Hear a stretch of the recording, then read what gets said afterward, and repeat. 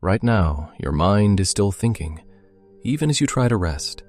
Thoughts keep appearing, one after another, and you can't seem to stop them. You close your eyes, and instead of finding silence, you find a room full of noise. Welcome to the channel, Thoughts of Alan Watts, a conversation that never quite ends. A loop of things you said, things you should have said, things you still need to do. And underneath all of that, a strange, quiet anxiety, as if the mind itself is afraid of what might happen if it ever truly became still. Welcome to the channel, Thoughts of Alan Watts. And tonight, we are going to explore something together, something that most people spend their entire lives never quite understanding. Something so close to you that you have never been able to see it clearly. The nature of your own thinking mind. And I want you to know, before we go any further, that whatever you are feeling right now, whatever thoughts are moving through your mind in this moment, you are not alone in that. Every human being who has ever lived has experienced this exact feeling, lying down at the end of a long day, exhausted in the body, and yet somehow unable to stop the endless stream of thought. It is one of the most universal experiences of being human, and yet, strangely, it is also one of the least understood, because we tend to think of our busy minds as a problem, as something broken, as something we need to fix. And the moment we decide that, the moment we declare war on our own thinking, the thinking gets louder, the thoughts come faster, and the silence we were looking for seems further away than ever. But here is the strange part. The very act of trying to stop your thoughts is itself another thought. Think about that for a moment. When you lie there in the dark and you say to yourself, "Stop thinking, just relax. Why can't I turn this off?" Those words are thoughts. They are part of the very stream you are trying to interrupt. And so you find yourself in one of the most curious paradoxes of human experience. The mind trying to silence itself, which is a little bit like trying to bite your own teeth, or trying to see your own eyes directly without a mirror. It cannot quite be done, not in the way you might imagine it can. And Alan Watts understood this deeply. He spent a great deal of his life exploring the strange loop of human consciousness, the way we get tangled up in our own thinking, the way we mistake the map for the territory, the menu for the meal, the word for the thing itself. He noticed that most of us go through life believing that we are the thinker behind the thoughts, the controller of the mind, the one who is supposed to be steering the whole operation. But when you sit quietly, really quietly, and you watch, you begin to notice something extraordinary. The thoughts come on their own. You did not decide to think your last thought. It simply arrived, like a wave arriving on the shore, and the one before it arrived the same way, and the one before that. Very few people ever notice this because we are so identified with the stream of thinking, so caught inside it, that we rarely step back far enough to see it from the outside. We are like fish who are so completely surrounded by water that the concept of water never quite occurs to them. The thinking is so constant, so pervasive, so much the background of everything we experience, that we have come to believe that we are the thinking, that the voice in the head is who we are, and that if the voice ever stopped, we would somehow disappear. But tonight, we are going to very gently, very slowly, begin to loosen that belief, not by forcing it, not by fighting it, but by simply watching it, by becoming curious about it, by letting the mystery of your own awareness become something beautiful to explore rather than something urgent to solve. Imagine for a moment that you were sitting by the edge of a great river. It is late in the evening, the light is soft and golden, and the water is moving, always moving, carrying leaves and reflections and little swirling patterns that form and dissolve and form again. You are not trying to stop the river, you are simply watching it. And there is something deeply peaceful about that, because the river does not need your help to flow. It does not need your permission. It does not need your management. It simply goes. And your only task, if you can even call it a task, is to sit there on the bank and witness it. Your thoughts are like that river. They flow, they carry things, they swirl and eddy, and sometimes they rush, and sometimes they slow to an almost imperceptible murmur. And just as you would not jump into the river and try to grab each leaf and demand that it stop moving, you do not need to grab each thought and wrestle with it and demand that it go away. You can simply watch from the bank, from that quiet place in you that is always already still. And this is where everything begins to slow down. Because the moment you realize that there is a part of you that is watching the thoughts, that part is not a thought. It is something prior to thought, something quieter, something that does not move the way thoughts move. You could call it awareness. You could call it presence. You could call it simply the fact that you are here, the fact that something in you knows that you are lying here right now, listening to these words. That knowing, that bare, simple knowing, is not made of words. It is not made of thinking. It is just there. And it has always been there, even in the busiest moments of your life, even in the loudest storms of thought. This quiet knowing was always present, underneath everything, like the sky behind the clouds. Alan Watts often used the image of the sky and clouds to talk about the nature of awareness.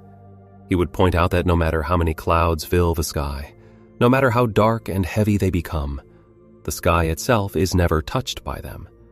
The clouds move through the sky. They are held by the sky. In a sense, they arise from the sky. But the sky remains unchanged, spacious and open, clear in its essential nature, even when it cannot be seen through the clouds.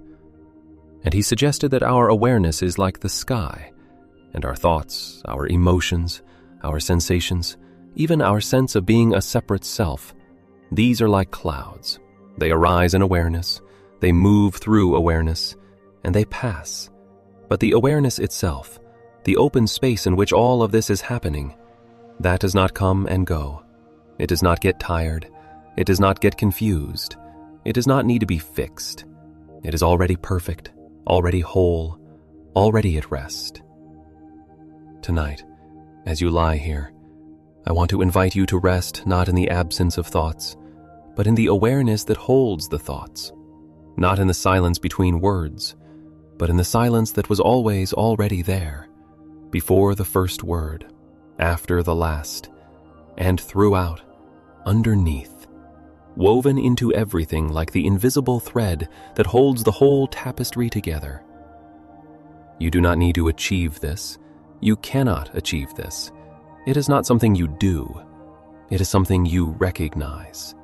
Like suddenly noticing the silence in a room that you thought was full of noise. The silence was always there. You were simply paying attention to the sounds.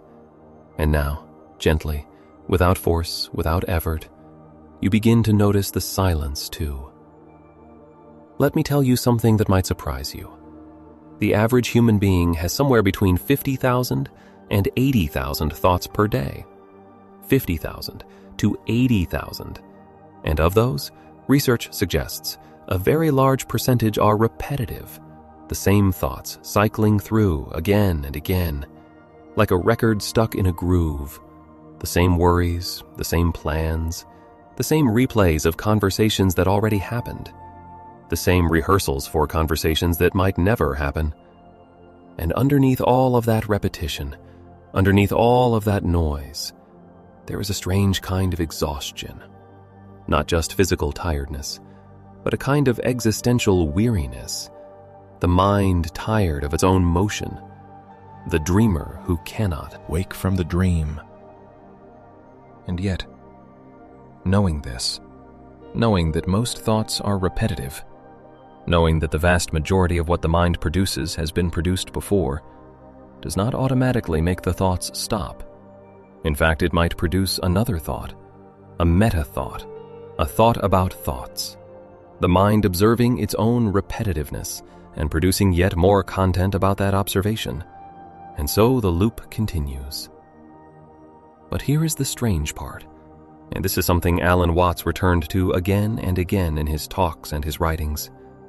The loop itself is not the problem. The belief that the loop is a problem is the problem.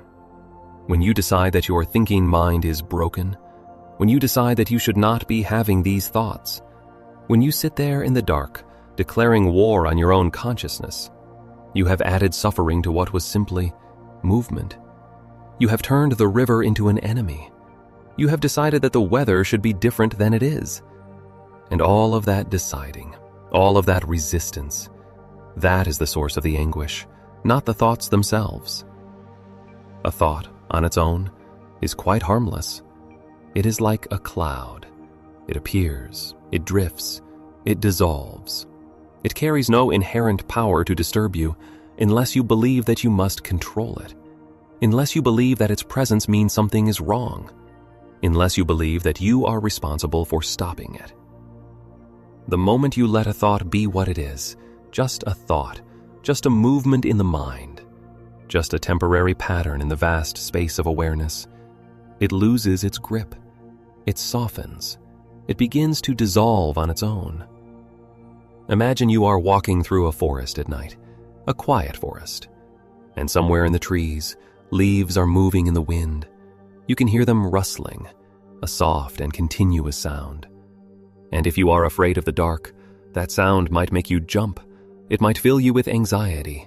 Your heart might race. And you might stand there frozen, convinced that something terrible is about to happen. But if you are at peace, if you know that you are safe, that same sound of leaves, that same rustling, is simply beautiful. It is the night breathing. It is the world being itself. It asks nothing of you. It threatens nothing. It is simply sound moving through air, moving through leaves. The thoughts moving through your mind tonight are like those leaves. They are the mind being itself, the nervous system doing what nervous systems do, processing, sorting, reviewing, preparing, and yes, sometimes looping in circles. But that is okay. That is not a malfunction.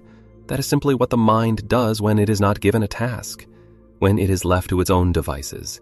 It explores, it wanders, it revisits, and you do not need to stop it. You do not need to manage it. You only need to change your relationship to it, to move from resistance to observation, from fight to witness, from struggle to gentle curiosity. And this is the beginning of what Alan Watts called the wisdom of insecurity.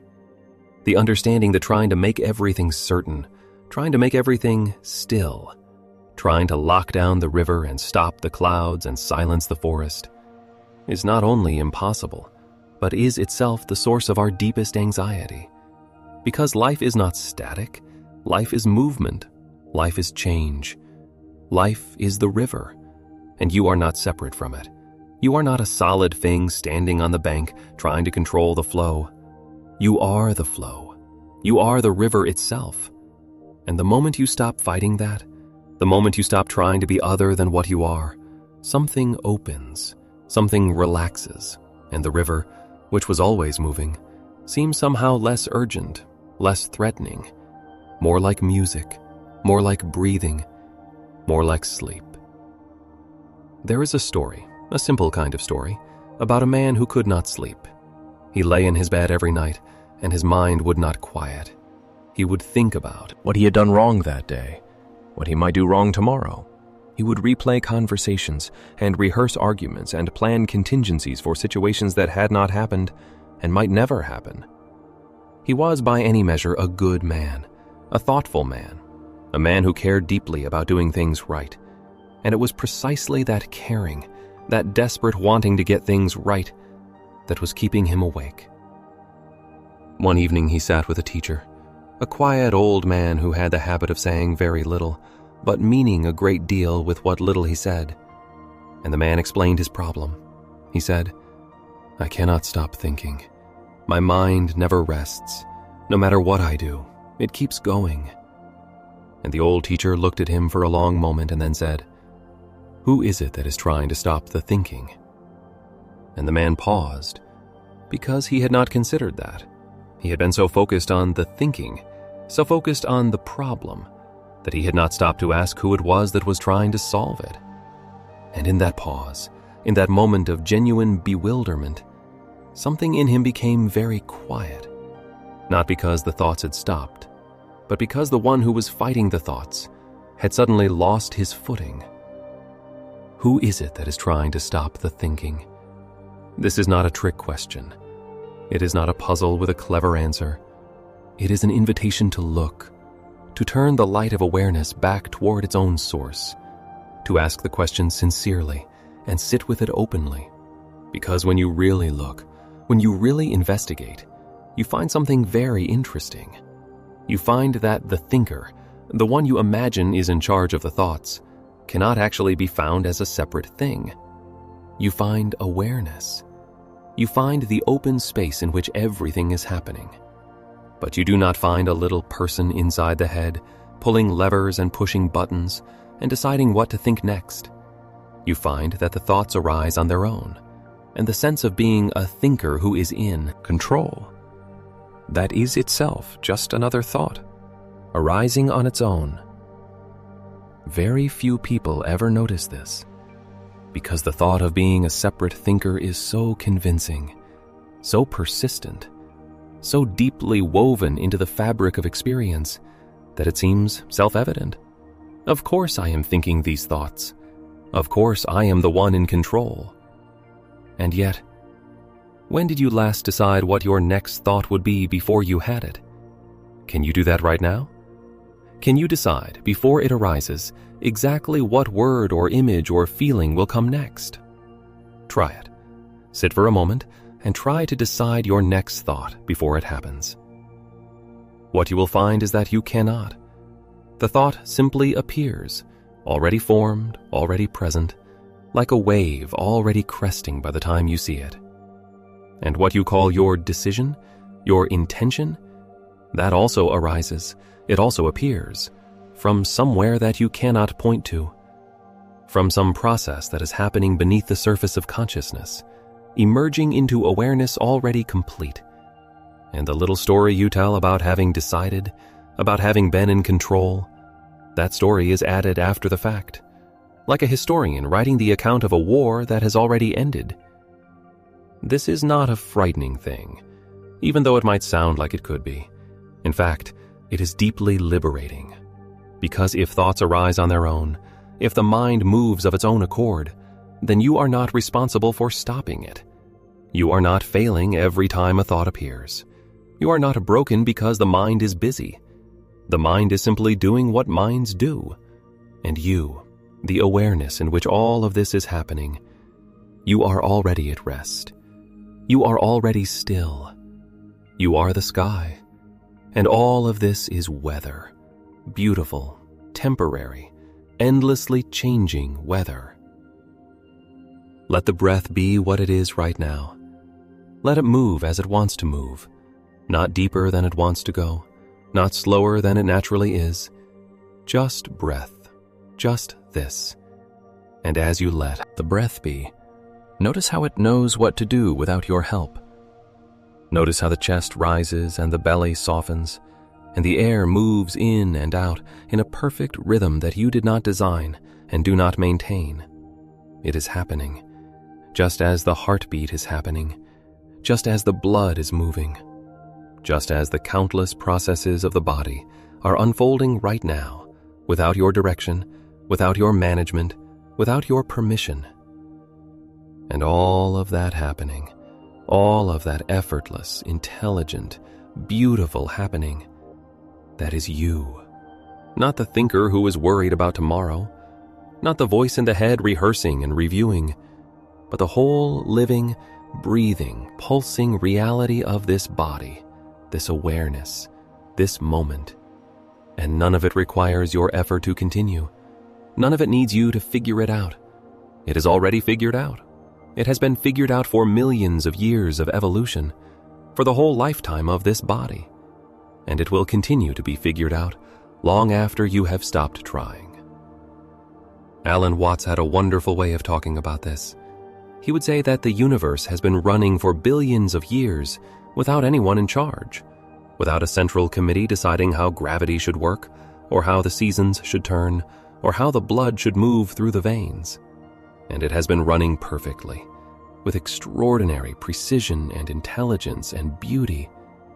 And then this organism, this human being, this nervous system that is the universe looking at itself, arrives and immediately begins to worry that everything is going to fall apart if it stops thinking, as if the whole cosmic show were somehow dependent on your management of it. And there is something almost comic about that, something tender and funny and very human. The universe holding itself together through the interplay of forces so vast and intricate that no human mind could ever fully comprehend them. And here we are, lying awake at midnight, worrying about the email we forgot to send, convinced that we need to think this through one more time, that if we just figure it out right now, everything will be okay. But here is something worth sitting with. When has thinking about a problem in the middle of the night ever actually solved it? Really? When has the 3 a.m. version of yourself ever had a breakthrough that the awake and rested and clear-minded morning version of yourself could not have had? The 3 a.m. mind is not a sharp mind. It is not a creative mind.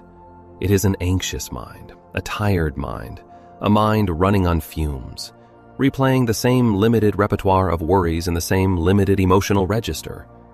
And yet it convinces itself with tremendous authority that this, right now, is the critical moment, that the thinking must continue, that stopping would be dangerous. But the thinking is not solving anything. It is circling. It is worrying. It is the mind trying to feel safe by pretending to be productive.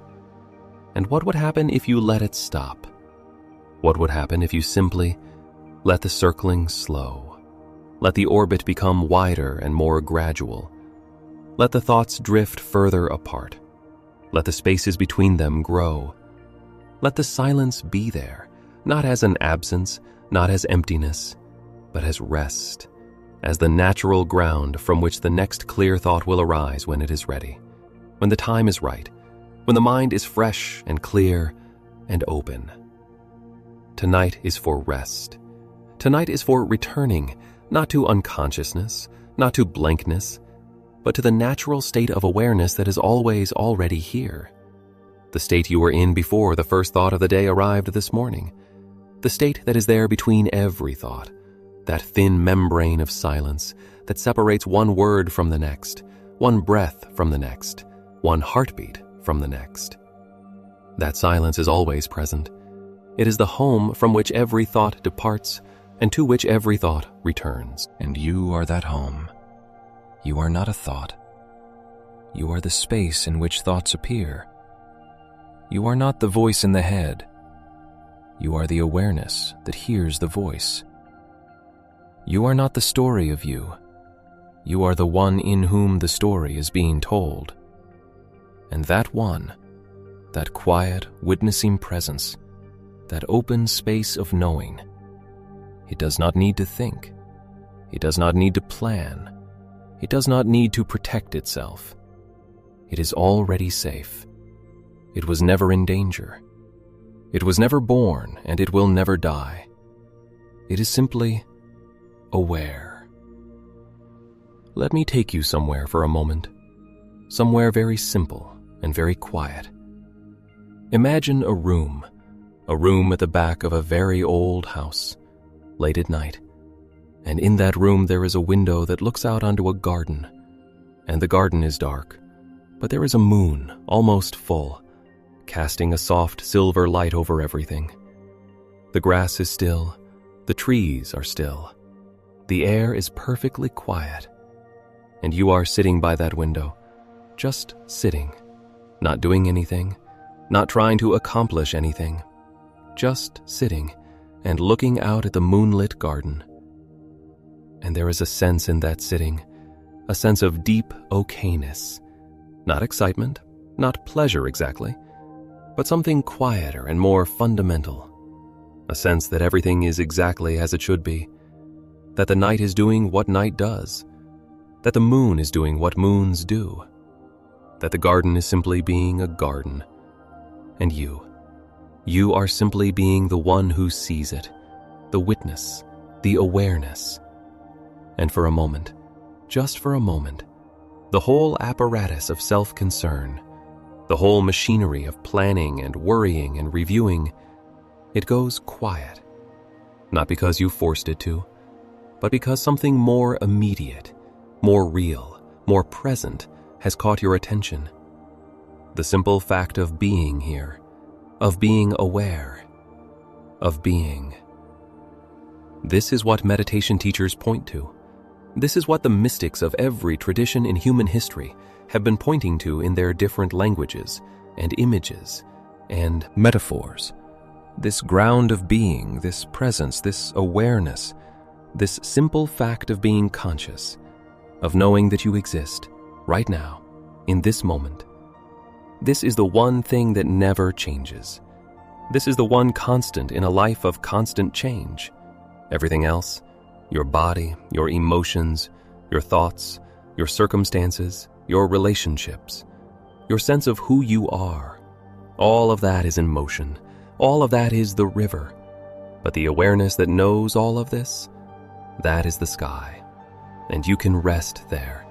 You can rest in what you already are. The philosopher Arthur Schopenhauer once wrote something that Alan Watts loved to explore. The idea that consciousness is not something the brain produces, but something the brain limits. The way a prism does not create light, it simply refracts it, bends it into colors we can see. And when the brain is quiet, when the limiting function relaxes, something opens.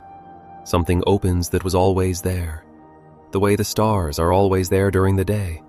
You simply cannot see them through the brightness of the sun. But at night, when the bright noise of the day withdraws, there they are, millions of them, ancient light traveling across unimaginable distances to reach this small window of your eyes. And tonight, as the noise of the day withdraws, as the brightness of busyness softens and fades, the deeper reality that was always here begins to be perceptible, not as something new, not as something you have achieved, but as something recognized, like coming home after a very long journey, stepping through the door and feeling the familiarity of the space, the relief of being where you actually belong. And in sensing that silence, in touching even the edge of it for a moment, something shifts. The thoughts become less urgent, less solid, less all-consuming. They remain, but they have become smaller in relation to the vast quiet that surrounds them, like stars that seem to diminish slightly in their individual brightness when you become aware of all the darkness between them. The darkness has always been there, of course. The vast majority of the night sky is darkness. The stars are the exception rather than the rule. But we tend to focus on the stars, on the bright points of light and meaning, and to overlook the extraordinary, encompassing, patient dark that holds them all. Your awareness is that darkness. Your thoughts are the stars, and the darkness is not less than the stars. It is not the absence of something. It is the presence of something. Something so fundamental and so complete that it needs no content, no objects, no activity to justify itself. It simply is, openly, quietly, completely. Alan Watts had a gift for making the ancient wisdom traditions speak in the language of the modern Western mind. He could take a concept from Taoism, or Zen, or Vedanta, and translate it not just into English words, but into English feeling, into something that the educated but spiritually undernourished contemporary person could actually receive, could actually feel landing somewhere in them, like rain on dry ground. One of his most characteristic moves was to take something that sounded impossibly abstract and show that it was pointing to something entirely concrete and immediate. When he talked about non-self, or the void, or the Tao, he wasn't pointing to something mystical and remote. He was pointing to right here, right now, this moment, this breath, this very ordinary, extraordinary fact of being alive and aware. He was saying, in his warm and somewhat irreverent way, that the thing every mystic and every saint and every enlightened master has ever been pointing toward is already the case, already true, already present. The only thing that is required is to notice it. And noticing is not an achievement, it is a relaxation. It is letting the grip relax enough to see what has always been in your hand. And what is in your hand, what has always been in your hand, is this awareness, the simple, immediate, undeniable fact of experience. The fact that there is something it is like to be you, right now, in this moment. The warmth of the air or the coolness of it, the weight of your body where it touches the surface beneath you, the sound of whatever is around you, the words arriving in your consciousness through these sounds, or these words on a screen. The particular quality of this particular moment that will never come again in quite this way, that is already passing even as it arrives, that is leaving even as it is here. This is it. This is the thing. This ordinary moment, this breathing body, this field of awareness in which the thoughts move like weather, and the sensations come and go like tides, and the sounds arise and fall away. This is the whole show. This is the complete and entire content of the universe, as far as your experience is concerned. Not the past, which is now only a memory, a thought arising in the present moment. Not the future, which is now only an anticipation, another thought arising in the present moment. But this, just this, now. There is a kind of vertigo that can come with this recognition, a sense of the ground shifting beneath you. Because if this is true, if the present moment is really all there is, then so much of what the mind is doing is happening in a kind of phantom zone. The regrets are real thoughts happening now, but they are about something that exists only as a thought now. The plans are real thoughts happening now, but the future they are planning for also exists only as a thought now. And the real, actual, happening, alive, breathing, sensing moment is mostly overlooked, mostly background, mostly the thing you pass through on your way from remembering to anticipating. Watts would laugh at this, not cruelly, but with genuine amusement at the human condition, at the extraordinary comedy of conscious creatures so lost in thinking that they forget they are alive, so absorbed in the map that they forget the territory, so busy with the word that they forget the thing the word is pointing to. It is, he would say, like going to a restaurant and eating the menu. And here, in this quiet night, with the day's demands released, and the body heavy, and the breath slow, and the thoughts moving through you like slow music, here is an opportunity to taste the food rather than read the menu, to be in the experience rather than thinking about the experience, to let the awareness that is already here, that is always here, that has never not been here, be what it is, fully, freely, completely, without adding anything to it, without taking anything away from it, without requiring it to be different from what it is. Because what it is enough, more than enough. It is everything. This moment, exactly as it is complete. Not a step on the way to something better, not a waiting room for the real life that is about to begin, not a problem to be solved before you can be happy. Complete, now, as it is. Let the thoughts continue. They will, regardless.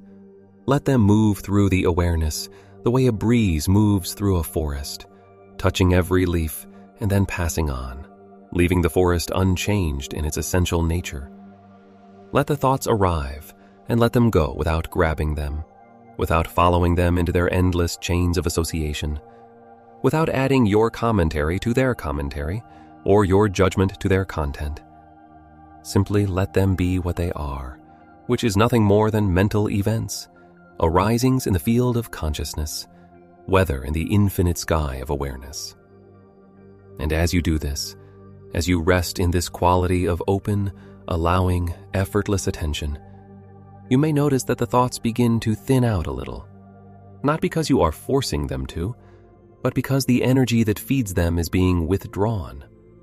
The energy of resistance, of grabbing, of fighting, of the constant effort to manage the mental environment. As that energy relaxes, The thoughts lose some of their momentum, some of their urgency, some of their capacity to sweep you away. They become smaller, lighter, less insistent. They become, in a word, thoughts, just thoughts. The ordinary, impermanent, passing mental activity of a living brain in a living body, signifying experience, but not being experience, pointing toward life, but not being life. And behind the thoughts, around the thoughts, between the thoughts, the silence, the quiet, the vast, open, ever-present awareness that you are at the deepest level. Not your thoughts, not your feelings, not your history or your hopes or your fears or your name, but the awareness itself, the light in which everything else appears. This is what Watts called home. Not a place, not a time, not a state to be attained after sufficient spiritual practice, but right here, right now, this moment, this awareness, the simple, immediate, undeniable fact of being. This is home, and you are already here. You have never been anywhere else. Now let us move a little deeper into the night. Let us allow the words to become slower, more spacious, more like music than like argument, because the thinking mind has had its share of the evening, and now it is time to begin the long, gentle descent into the deeper waters of rest. Imagine that you are lying on a wide, flat rock beside a quiet lake in late summer. The rock is warm from the sun that has long since gone below the horizon, and the warmth comes up through your back like a kind of embrace, like the earth itself holding you. Above you, the sky is doing what summer skies do when the light is truly gone, and the stars have remembered their own importance. It is doing the thing that has no name except night, and that night is doing it with its whole heart, a vast, dark, crystalline declaration of space and time and distance that makes the heart both large and small simultaneously. And beside you, the lake is still. Not perfectly still, because nothing natural is ever perfectly still, but still in the way that deep water is still, with an occasional small movement of the surface, a gentle darkening or brightening as the wind touches it and moves on. A quiet lapping at the edge of the rock where you lie, rhythmic and slow, like breathing, like a heartbeat, like the pulse of something ancient and patient and completely at ease. You are warm, and the stars are above you, and the lake is beside you, and the dark has come fully now, and the day is done, completely and irrevocably done. Nothing more is required of it, and nothing more is required of you. The doing is finished for now, and the being is all that remains. Just being here, just breathing, just feeling the warmth of the rock and hearing the small sound of the water, and seeing, if you allow yourself to look, the extravagant scattering of stars across the dome of the sky. Watts sometimes talked about the concept of suchness, a translation of the Sanskrit tathata, which the Buddhist tradition uses to describe the quality of things as they simply are, prior to our concepts about them. The suchness of this rock, this warmth, this sky, this water, this body breathing on this rock beside this water, under this sky. The rawness of it, the there-ness of it, the fact of it before any story is added or any meaning is assigned. And he suggested that this quality of suchness, of things simply being what they are, is available in every moment, that the world is always showing us this, always presenting itself in its naked, factual there-ness, and that we spend most of our time not seeing it because we are looking past it, looking for something we have decided the world should be, rather than receiving what it actually is. But in moments of genuine stillness, in moments like the one you might be approaching right now, as the words become slower and the thoughts become thinner and the body becomes heavier and more relaxed, in those moments, the suchness shines through. The ordinariness of things becomes luminous. The factness of the present moment becomes almost unbearably vivid. And there is a recognition, quiet and wordless, that this is enough. This is more than enough. This is, in fact, everything. A breath in and a breath out. And in the space between them, a moment of perfect completion. Nothing to add, nothing to take away. Just this breath, this moment, this awareness, this life. Let me tell you about a thing that happens sometimes, very late at night, when the city has finally gone quiet, and the last of the traffic has faded, and even the most dedicated insomniacs have finally surrendered to sleep. There is a quality of silence that arrives around 3 a.m, a particular, deep, almost physical silence that seems to come from the absence of all human effort, when all the machines are resting, and all the voices are still, and even the digital hum of the modern world has dropped to its lowest register. There is, underneath it all, an extraordinary quiet. And in that quiet, if you are awake, if you are lying in the dark listening to nothing, something begins to emerge from the nothing.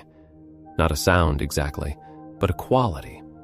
The quality of the world simply being itself, without any audience, without any performance, without anyone requiring it to justify its existence, or explain its nature, or produce any particular result.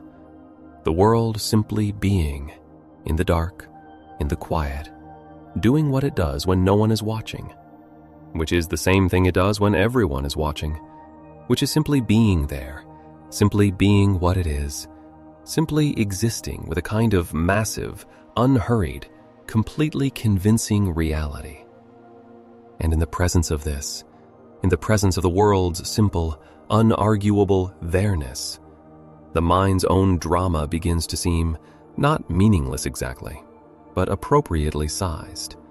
The thoughts that felt so urgent, so important, so absolutely requiring of your immediate attention, they begin to find their proper place in the larger picture. They become what they always were, which is small disturbances in a vast and mostly peaceful field, minor weather in an enormity of sky.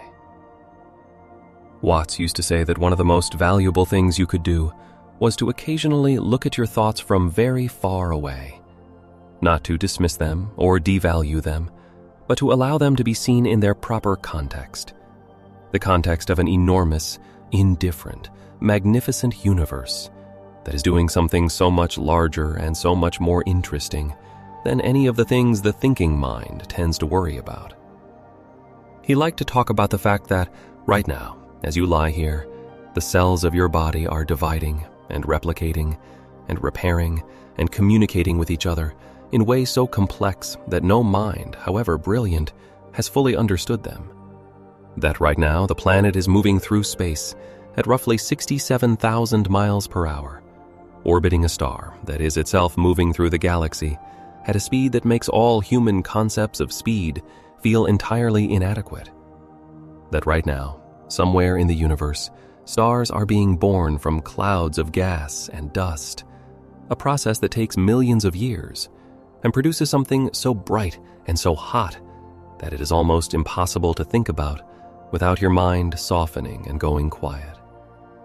And all of this is happening right now, simultaneously with your thoughts about what was said today and what should be done tomorrow, and whether you said the right thing and what will happen if you don't.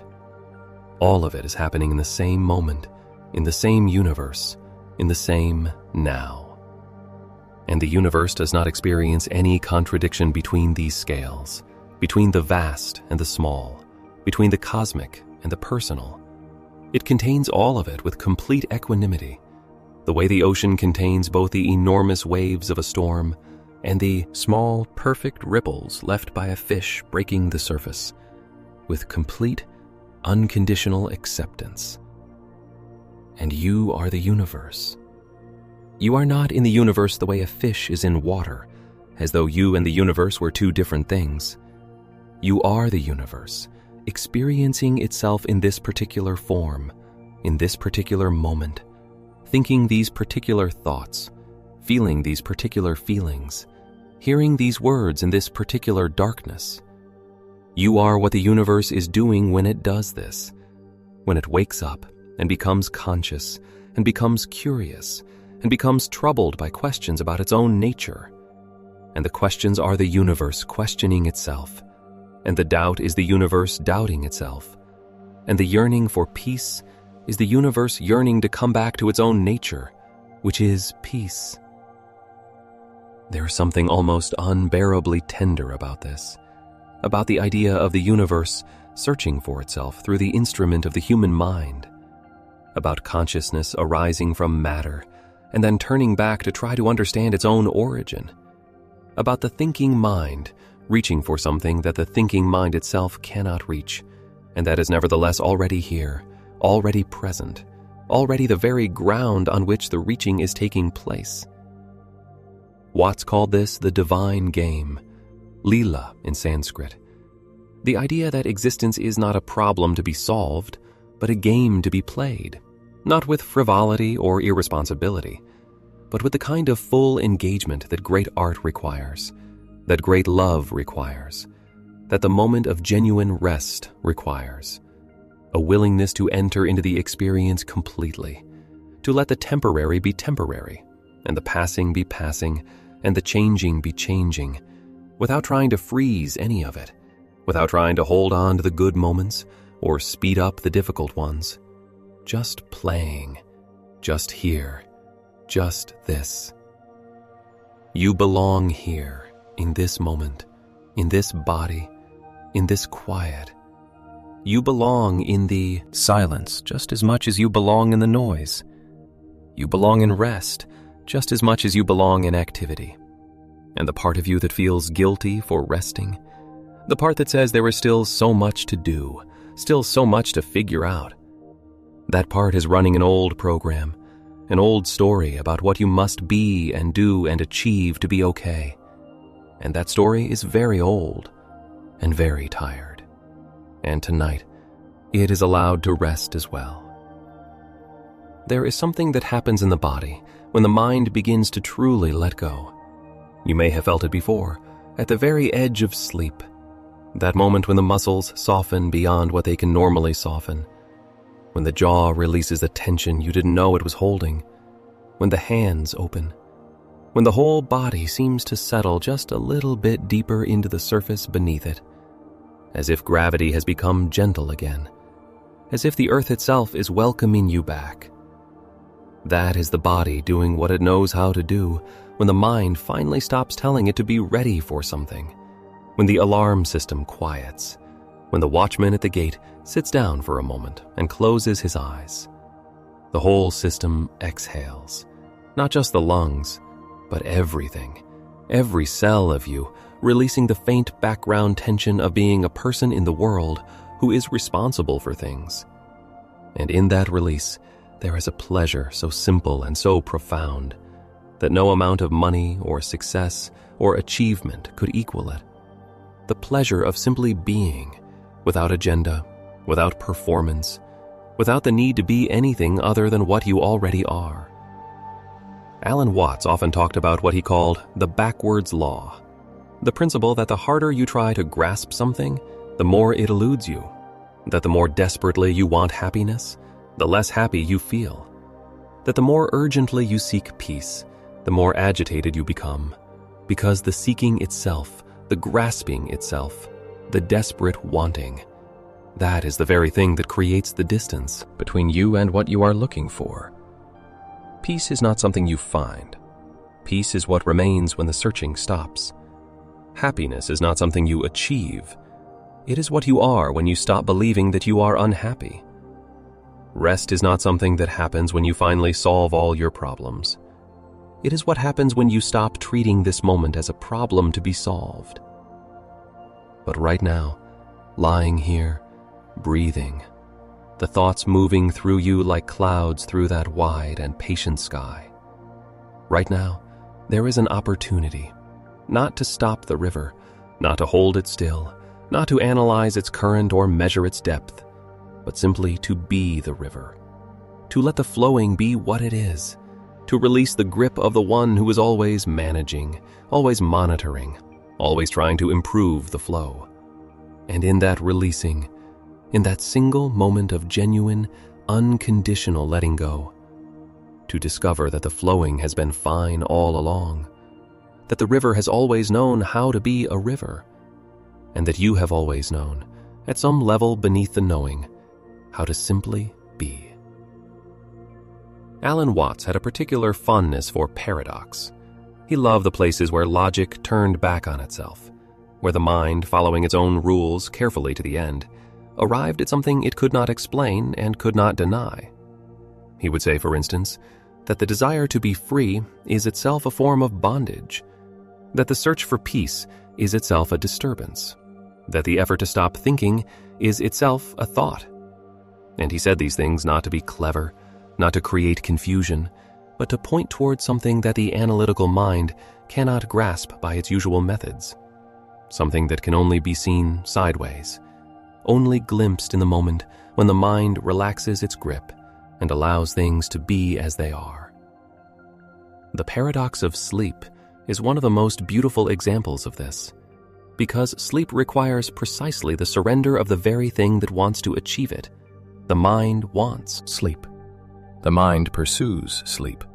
The mind lies in bed cataloging its desire for sleep and its frustration at not finding sleep, and its theories about why sleep is so elusive tonight, and its memories of better nights when sleep came quickly, and its anxiety about tomorrow, when it will be tired because it did not sleep tonight. And all of this mental activity, this extraordinary, energetic, thoroughly exhausting parade of thought, is the thing that is preventing the sleep it so desperately wants. The answer, of course, is not another strategy. It is not a technique for falling asleep more efficiently. The answer is the recognition that there is no one here who needs to fall asleep. There is no self that needs to achieve unconsciousness. There is simply this open awareness, these thoughts moving through it, this body breathing in the dark. And when that recognition is genuine, when it is not just an idea, but an actual felt sense of the spaciousness of things, the mind quiets, not because it has been forced to, but because it has remembered something it always knew. Let us go somewhere very quiet for a moment.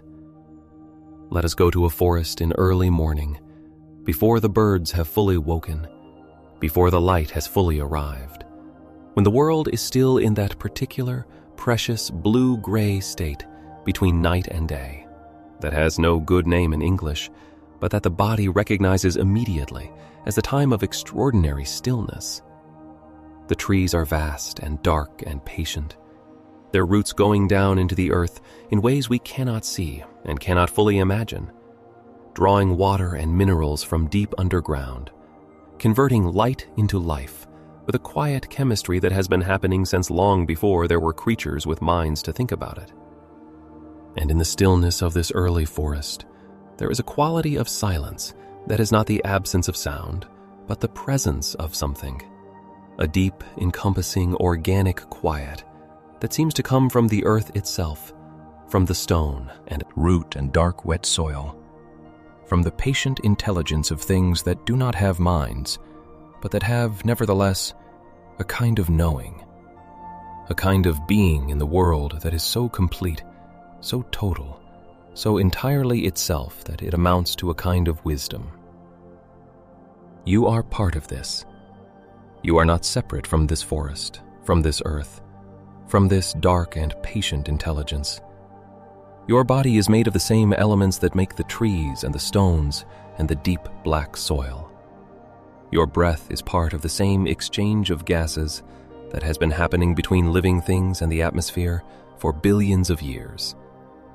Your cells carry the memory of the ocean in their chemistry, the ancient sea from which all life came, still present in the salt of your blood, in the rhythms of your body, in the way your heart moves like a tide, in and out, keeping its own quiet time. You are not a stranger in this universe. You are not an observer standing outside of nature, looking in. You are nature, looking at itself. You are the universe aware of itself in this particular form, in this particular arrangement of matter and energy and experience that calls itself by your name. And when you sleep, you return to that larger nature. You dissolve back into the wholeness from which you were never really separate. You let the shape relax. You let the name and the story rest. You give the universe back its attention for a few hours. And in the morning, you find yourself reconstituted, refreshed, gathered again into this particular form. Watts often quoted a line from the ancient Chinese philosopher Zhuangzi, the story of Zhuangzi dreaming that he was a butterfly, and then waking up to find himself a man again, and wondering, am I a man who dreamed I was a butterfly? Or am I a butterfly dreaming I am a man? And he loved this story, not because it cast doubt on the reality of experience, but because it pointed toward the extraordinary fluidity of identity, toward the fact that what we call the self is not a fixed, solid thing, but a pattern, a process, a way that the universe is doing something, rather than a separate object standing apart from the universe.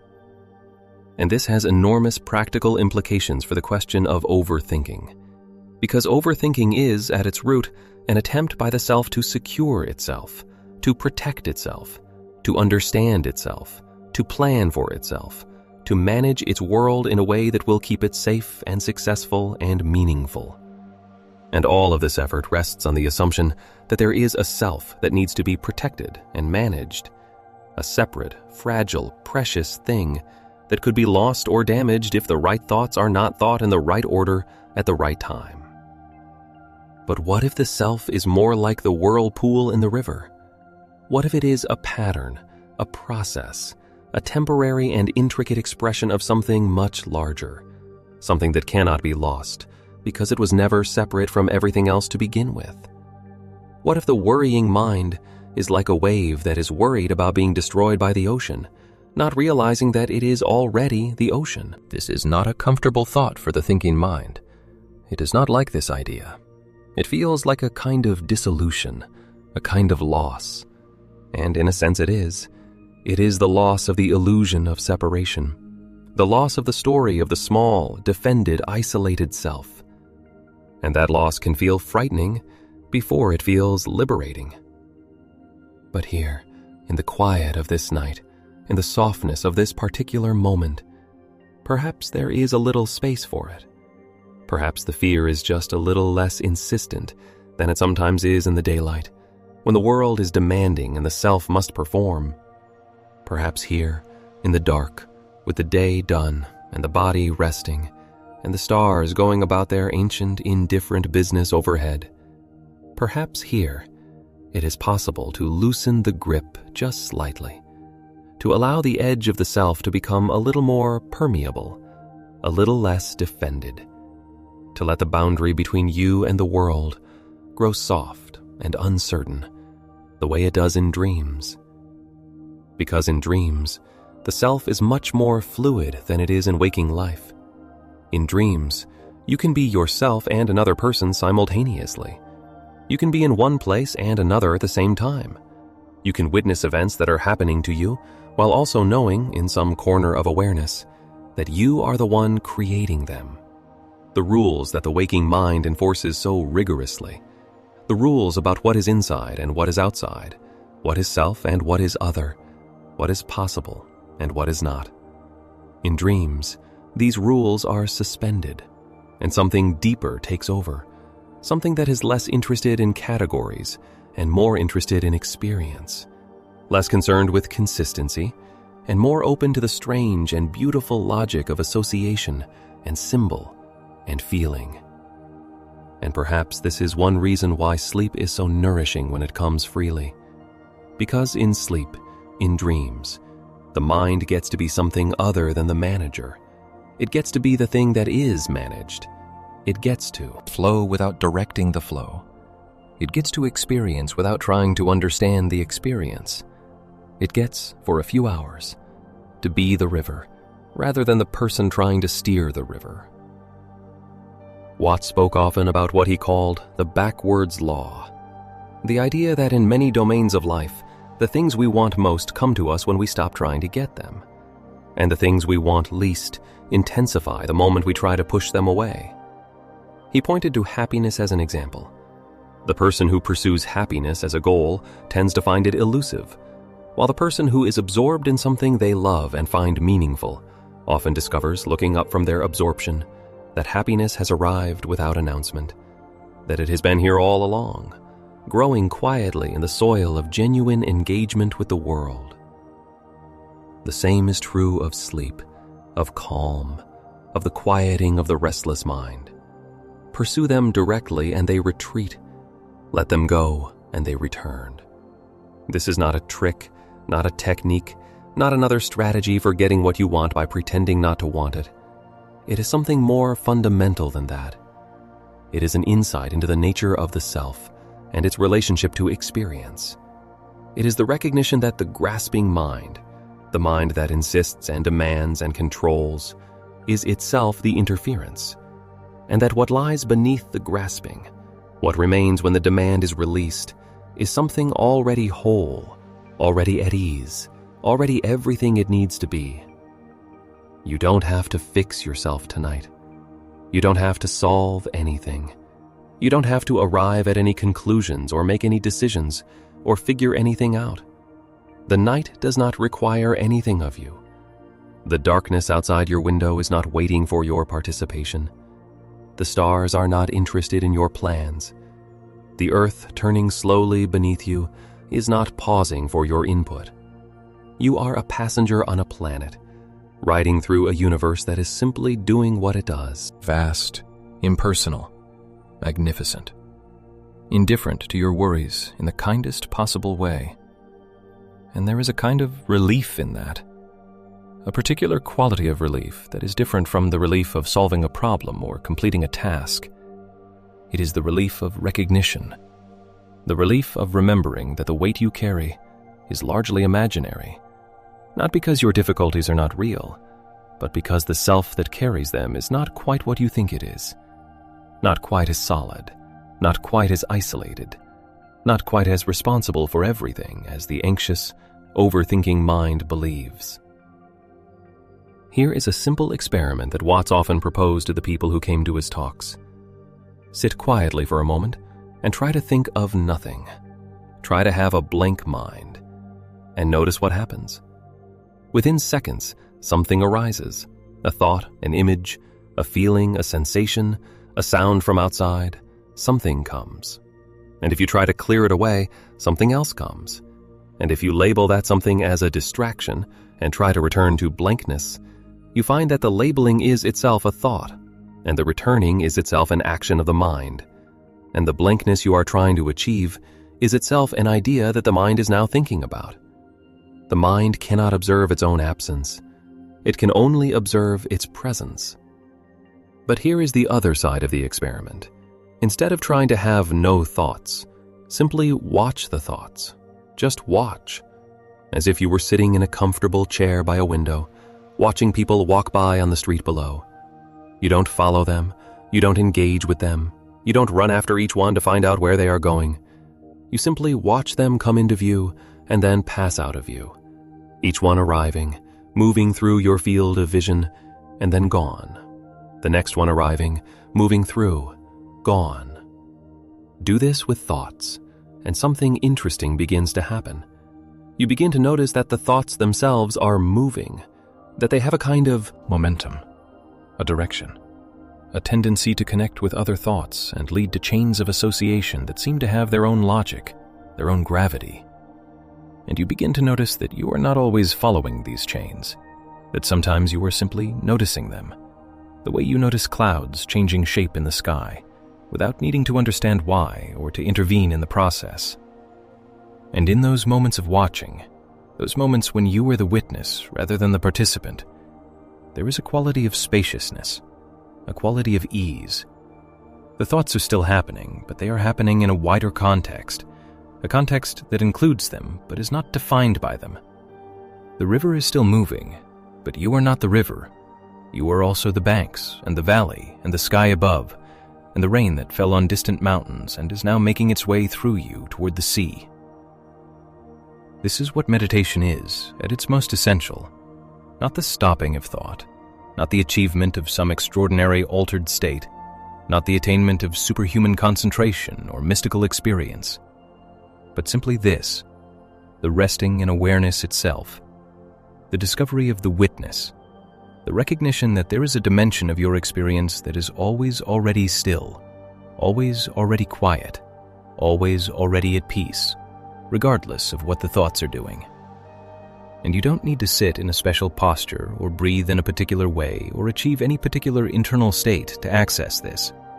It is available right now, here, in this ordinary moment, in this body, in this breath, in this passing of thoughts through the field of your awareness. It is the most ordinary thing in the world, and also the most profound. It is what has been here all along, while you were looking everywhere else. Let me tell you about the space between thoughts, because this is something that almost no one notices, and yet it is perhaps the most interesting thing about the mind. Between one thought and the next, there is a gap, a tiny, almost imperceptible moment of pure awareness before the next thought arrives to claim the space.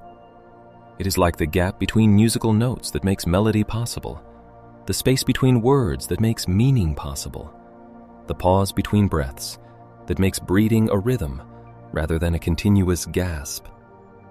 In these gaps, there is silence, genuine silence, not the silence of emptiness, but the silence of fullness, the silence that is behind and beneath all sound, the silence that the Zen tradition points to when it speaks of the sound of one hand clapping or the voice before you were born. And these gaps are always there. They have always been there. The mind's busyness creates the impression of a continuous stream of thought. But if you look carefully, if you develop even a little of the quality of quiet attention that noticing requires, you begin to see the gaps. You begin to sense the silence between the thoughts. And in sensing that silence, in touching even the edge of it for a moment, something shifts. The thoughts become less urgent, less solid, less all-consuming. They remain, but they have become smaller in relation to the vast quiet that surrounds them. Like stars that seem to diminish slightly in their individual brightness when you become aware of all the darkness between them. The darkness has always been there, of course. The vast majority of the night sky is darkness. The stars are the exception rather than the rule. But we tend to focus on the stars, on the bright points of light and meaning, and to overlook the extraordinary, encompassing, patient dark that holds them all.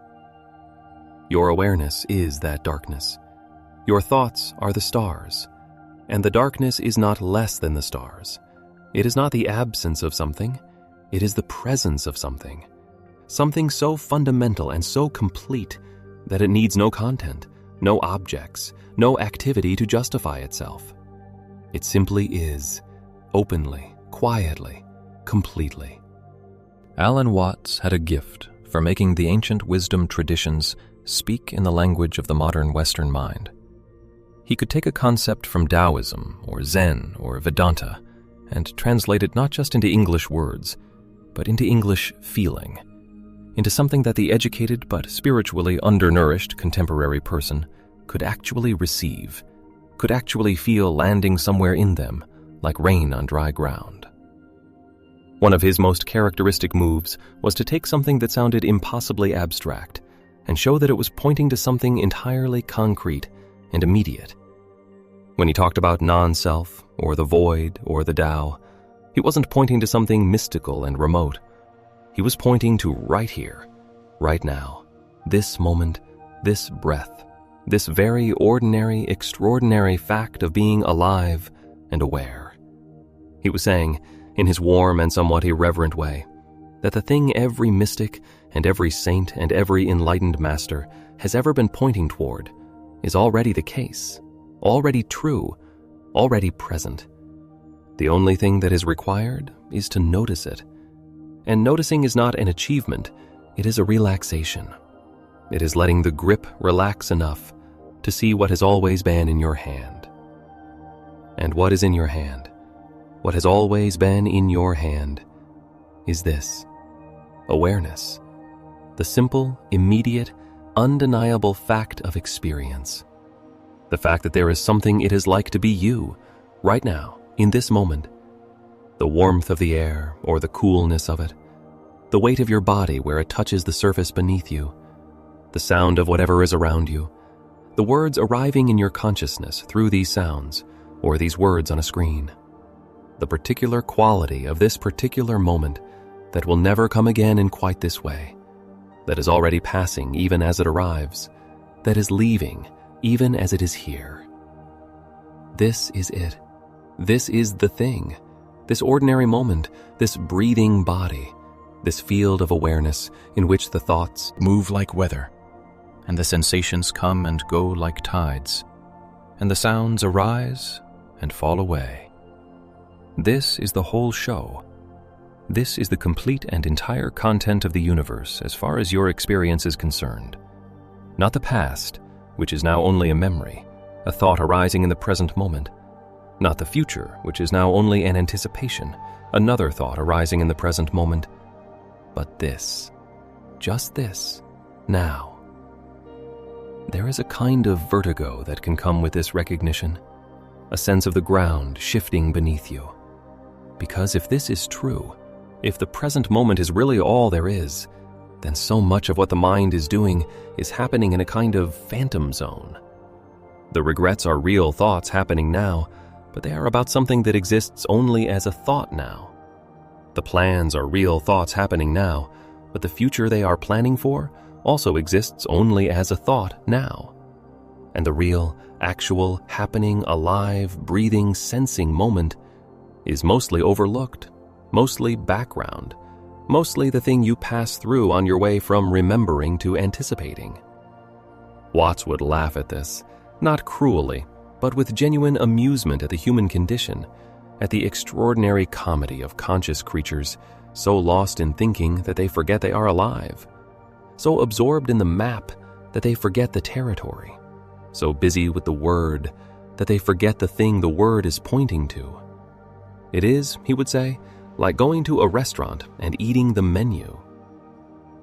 And here, in this quiet night, with the day's demands released, and the body heavy, and the breath slow, and the thoughts moving through you like slow music, here is an opportunity to taste the food rather than read the menu, to be in the experience rather than thinking about the experience, to let the awareness that is already here, that is always here, that has never not been here, be what it is, fully, freely, completely, without adding anything to it, without taking anything away from it, without requiring it to be different from what it is, because what it is enough, more than enough.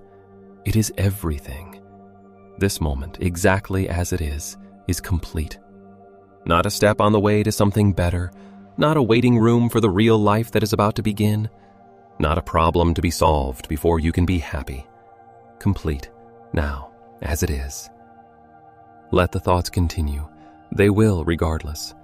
Let them move through the awareness the way a breeze moves through a forest, touching every leaf and then passing on, leaving the forest unchanged in its essential nature. Let the thoughts arrive and let them go without grabbing them, without following them into their endless chains of association, without adding your commentary to their commentary or your judgment to their content. Simply let them be what they are, which is nothing more than mental events, arisings in the field of consciousness, weather in the infinite sky of awareness. And as you do this, as you rest in this quality of open, allowing, effortless attention, you may notice that the thoughts begin to thin out a little, not because you are forcing them to, but because the energy that feeds them is being withdrawn. The energy of resistance, of grabbing, of fighting, of the constant effort to manage the mental environment. As that energy relaxes, the thoughts lose some of their momentum, some of their urgency, some of their capacity to sweep you away. They become smaller, lighter, less insistent. They become, in a word, thoughts. Just thoughts. The ordinary, impermanent, passing mental activity of a living brain in a living body. signifying experience but not being experience, pointing toward life but not being life. And behind the thoughts, around the thoughts, between the thoughts, the silence, the quiet, the vast, open, ever-present awareness that you are at the deepest level. Not your thoughts, not your feelings, not your history or your hopes or your fears or your name, but the awareness itself, the light in which everything else appears. This is what Watts called home, not a place, not a time, not a state to be attained after sufficient spiritual practice, but right here, right now, this moment, this awareness, this simple, immediate, undeniable fact of being. This is home, and you are already here. You have never been anywhere else. Now let us move a little deeper into the night. Let us allow the words to become slower, more spacious, more like music than like argument, because the thinking mind has had its share of the evening, and now it is time to begin the long, gentle descent into the deeper waters of rest. Imagine that you are lying on a wide, flat rock beside a quiet lake in late summer.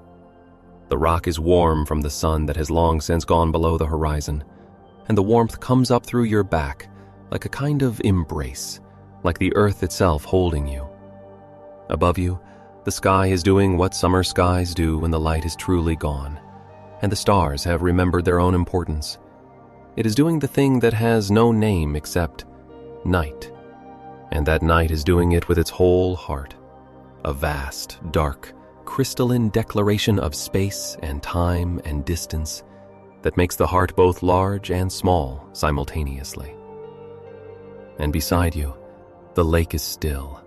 Not perfectly still, because nothing natural is ever perfectly still, but still in the way that deep water is still, with an occasional small movement of the surface, a gentle darkening or brightening as the wind touches it and moves on, a quiet lapping at the edge of the rock where you lie, rhythmic and slow, like breathing, like a heartbeat, like the pulse of something ancient and patient and completely at ease.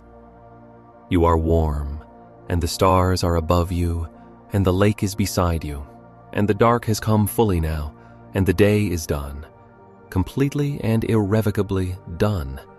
Nothing more is required of it, and nothing more is required of you. The doing is finished for now, and the being is all that remains. Just being here, just breathing, just feeling the warmth of the rock and hearing the small sound of the water, and seeing, if you allow yourself to look, the extravagant scattering of stars across the dome of the sky. Watt sometimes talked about the concept of suchness, a translation of the Sanskrit tathata, which the Buddhist tradition uses to describe the quality of things as they simply are, prior to our concepts about them.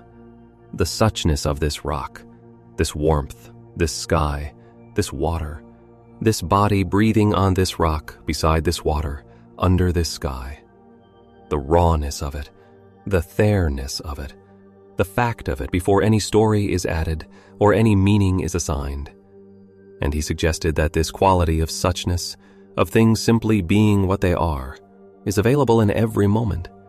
That the world is always showing us this, always presenting itself in its naked, factual there-ness, and that we spend most of our time not seeing it because we are looking past it, looking for something we have decided the world should be, rather than receiving what it actually is. But in moments of genuine stillness, in moments like the one you might be approaching right now, as the words become slower, and the thoughts become thinner, and the body becomes heavier and more relaxed, in those moments, the suchness shines through. The ordinariness of things becomes luminous. The factness of the present moment becomes almost unbearably vivid, and there is a recognition, quiet and wordless, that this is enough. This is more than enough. This is, in fact, everything. A breath in and a breath out, and in the space between them, a moment of perfect completion. Nothing to add, nothing to take away. Just this breath, this moment, this awareness, this life. Let me tell you about a thing that happens sometimes, very late at night, when the city has finally gone quiet, and the last of the traffic has faded, and even the most dedicated insomniacs have finally surrendered to sleep. There is a quality of silence that arrives around 3 a.m, a particular, deep, almost physical silence that seems to come from the absence of all human effort. When all the machines are resting, and all the voices are still, and even the digital hum of the modern world has dropped to its lowest register, there is, underneath it all, an extraordinary quiet. And this is not a passive thing. This is not resignation. This is not giving up. It is something more subtle and more intelligent than either striving or giving up. It is the art of doing what needs to be done without fighting against the doing, of being where you are without wishing you were somewhere else, of letting this moment be enough, not because you have decided to lower your standards, but because you have begun to understand that this moment is all there ever is. The past is memory, the future is imagination, and both of them exist only as thoughts arising right now in the present awareness. Right now is the only moment that exists. Right now is the only moment in which anything ever happens. Right now is the only moment in which you are alive. And right now, you are here. You are breathing. You are aware. And the whole of the universe is happening through you, around you, as you. And that, if you can feel it even for a second, is the most extraordinary thing imaginable. Very few people ever notice this, because the habit of living in thought, of living in the story of time, the story of past and future, the story of what happened and what might happen, is so deeply ingrained, so thoroughly normalized, that the present moment becomes almost invisible, like the air we breathe, essential and everywhere, and utterly unnoticed. But when you notice it, when the awareness becomes aware of itself, even for just a moment, something shifts. Something in the nervous system recognizes its own ground, the way a wave might, if it could think, suddenly. Understand that it is made of ocean, that the ocean is not something separate from it, not something it is moving through, but something it is made of, something it is. You are made of awareness. You are made of this quiet knowing. And all the thoughts, all the plans, all the worries, all the stories, they are like waves on the surface of that awareness, real in their way, moving and alive, but not the depth, not the ground, not the essential nature of what you are. And the depth, the ground, the essential nature, that is at rest always. That is what you might call peace. Not the peace of a still day with no wind and no challenges and nothing to worry about, but the peace of the ocean itself, which moves and churns on the surface and is utterly unmoving in its depths, both at once, in motion and at rest, both at once. Let your body become very heavy now. Let it sink. Let it be held by whatever is beneath it. Let the weight of you be fully received by the surface you are resting on. You do not need to hold yourself up. You do not need to maintain anything. Gravity will do the holding tonight. The earth will do the supporting. And your only task, if you want to call it that, is to let yourself be held. Feel the weight of your head. Let it go. Feel the weight of your shoulders. Let them drop. Feel the weight of your arms, your hands, your hips, your legs. Each part of you heavy and soft and welcomed by the ground beneath. And with each breath out, let a little more of the holding go. Let a little more of the effort dissolve. Let the body remember what it always knew, how to rest, how to be still, how to simply lie here in the dark and breathe and be alive without needing anything more than that. There is a teaching in the Taoist tradition that Alan Watts explored with great love and tenderness. The teaching of Wu Wei, which is sometimes translated as non-action, or effortless action, or the action of non-doing. And it does not mean sitting still and never doing anything. It means acting in harmony with the natural flow of things, the way water flows downhill without effort, the way a tree grows toward the light without struggle, the way your breath comes and goes without your having to manage it. Wu Wei is the art of not forcing, of not fighting against the nature of things, of allowing what wants to happen, and what wants to happen right now, what the whole system of your body and your mind and your nervous system is trying to do right now is rest, is sleep, is the nightly return to the source, the nightly dissolution of the personal self back into the great ocean of being from which it arises each morning renewed. Sleep is one of the most mysterious things we do. We spend roughly a third of our lives in it, and yet it remains, in many ways, deeply enigmatic. We know that the brain does not simply turn off during sleep. It enters a complex series of states, each with its own character and purpose, processing the experiences of the day, consolidating memories, clearing out metabolic waste, rebuilding, restoring, dreaming. And dreaming. Dreaming is perhaps the most astonishing thing of all, because in the dream, your mind creates an entire world, with light and shadow, and other people and landscapes and conversations and events. And while you are in the dream, it is completely convincing, completely real. You do not know that you are dreaming. You take it as the actual world. And yet the whole thing is happening inside a few pounds of tissue in your skull, generated entirely by the same mind that is, right now, trying to stop thinking and go to sleep. Alan Watts loved dreams. He loved what they revealed about the nature of mind. Because if the mind can create a whole convincing world in sleep, it raises a very interesting question about the waking world. How do we know that what we call reality is not also a kind of dream? A very stable, very consistent, very collectively agreed upon dream. But still, fundamentally, a construction of perception and interpretation, of the nervous system doing what nervous systems do, taking the raw data of sensation and building from it a world. This is not a nihilistic thought. It is not meant to make anything feel less real. It is meant to loosen something, to loosen the grip of the belief that the world is fixed and solid and fully known, to open a little space for mystery, for wonder, for the extraordinary fact that anything exists at all, that there is something rather than nothing, that consciousness is here, that you are here, aware of your own awareness, in this dark and quiet room, breathing. And in that loosening, in that opening to mystery, the thoughts that seemed so urgent begin to feel a little less so, because they are thoughts in a dream within a dream, interpretations of interpretations, stories about stories. And the thing that is aware of all of that, the awareness itself, that is prior to all of it, simpler than all of it, more real in a certain sense than any of it, because you cannot doubt the awareness. You cannot step outside it.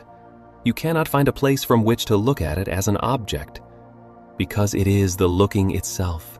It is the knowing itself, and it is at peace. Let me ask you something, and you do not need to answer with words, just feel into the question. When was the last time you were completely here, completely in this moment, not thinking about what came before or what comes next, just here, just this, just the bare fact of being alive in this body, in this moment? Maybe it was in nature. Maybe you were walking and you came around a corner and there was something so beautiful that thought stopped. A sunset, a bird, a shaft of light through leaves, and for just a moment, you were not a person with a history and a future and a set of concerns. You were simply seeing, simply present to what was there. And it was enough. It was more than enough. It was everything. Those moments are not accidents. They are not rare gifts that happen by chance. They are glimpses of what is always available, what is always here. The present moment is always this open, this immediate, this alive. It is only the habit of thinking about it that makes it seem distant, that makes it seem like something to achieve rather than something to notice, something to get rather than something to recognize as already given. And tonight, lying here in the dark, breathing softly, letting the body be heavy and the mind be spacious, you are as close to that presence as you have ever been. Because in the night, in the quiet, in the half space between waking and sleeping, the veils are thinner, the stories are quieter, and the simple fact of being here is more palpable, more obvious, more available than it is in the busy noise of the day. The mind loves to tell stories. That is one of its great gifts and one of its great challenges. The story-making capacity of the human mind is extraordinary.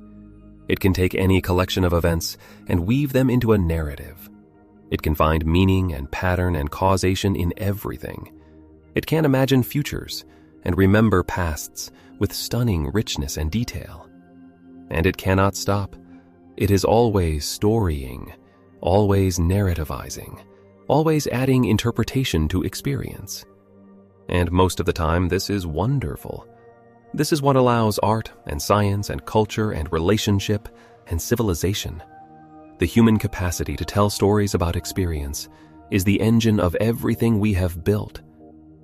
But at 3 a.m, lying in the dark, the story machine can become a torment because it takes the raw material of your life, your worries, your regrets, your hopes, your fears, and it spins them into endless variations, endless possibilities, endless what-ifs and if-onlys, and none of them are happening right now.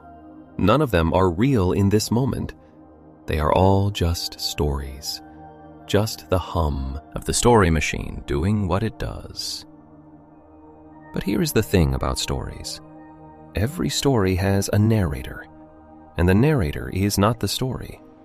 The narrator can step back from the story, can notice the story as a story, can recognize the patterns, can even choose sometimes to put down the book and look up from the page and just be here for a while, without the story, without the narration, just the bare reality of this moment, this breath, this body, this awareness. You are the narrator, not the story. And you can put down the book tonight. You can let the story pause. It will still be there tomorrow if you need it. The plot will hold. The characters will remember their lines. But tonight, the narrator can rest. Tonight, the one who watches and weaves meaning can simply watch without weaving, can simply be aware without interpreting, can simply breathe without narrating the breath. There is something happening in your body right now that is beyond all narration and interpretation.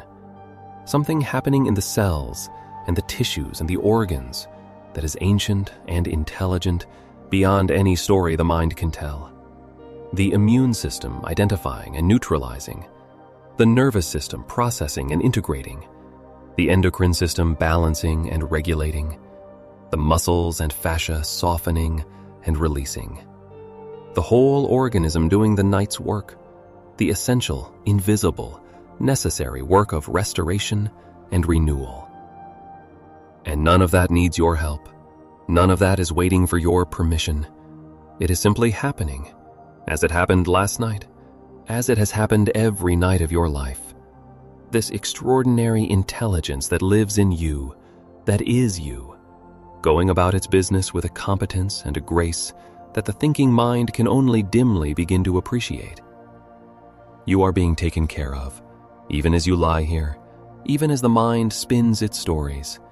You are being taken care of by an intelligence far older and wiser than anything the thinking mind could produce, the intelligence of the body, the intelligence of life itself.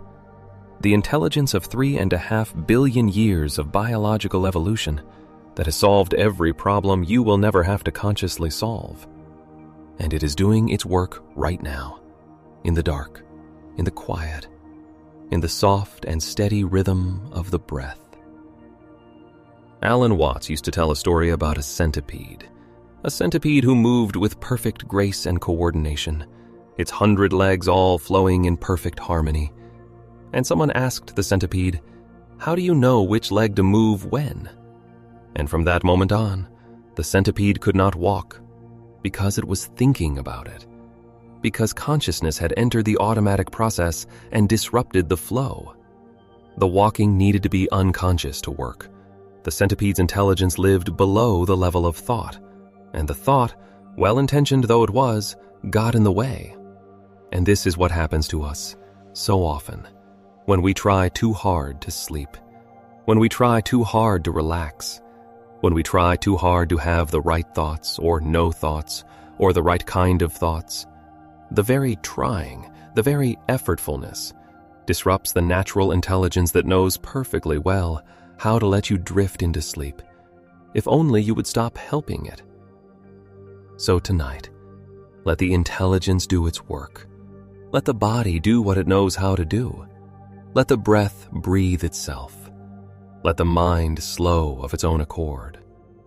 Let sleep come as it will, not because you forced it, not because you achieved it, but because you stopped standing in its way, because you allowed it, the way you allow a river to carry you when you stop fighting the current and simply float. Float. That is the word. Let yourself float tonight, in the dark, in the quiet, in the gentle current of your own awareness, not gripping anything, not steering anything, not worrying about where the river is going, just floating, trusting the water, trusting the night, trusting the intelligence that has been keeping you alive every moment of your life without your even knowing it. And as you float, the thoughts will come and go, like logs on the river, like leaves on the wind. Some will be interesting, some will be worrying, some will make no sense at all, and all of them can simply pass. You do not need to catch them. You do not need to chase them away. You only need to let them be what they are. Temporary. Passing. Not you. Not the river. Just floating things on the surface of the awareness that you are. Very few people ever notice this, the way thoughts have a beginning and a middle and an end, the way they arise and crest and dissolve, like waves on the surface of the ocean. And the ocean is not troubled by the waves. The ocean is the waving. The waving is what oceans do. And you are the ocean. And the thoughts are just waves. And the waves do not mean anything is wrong with the ocean. They mean the ocean is alive.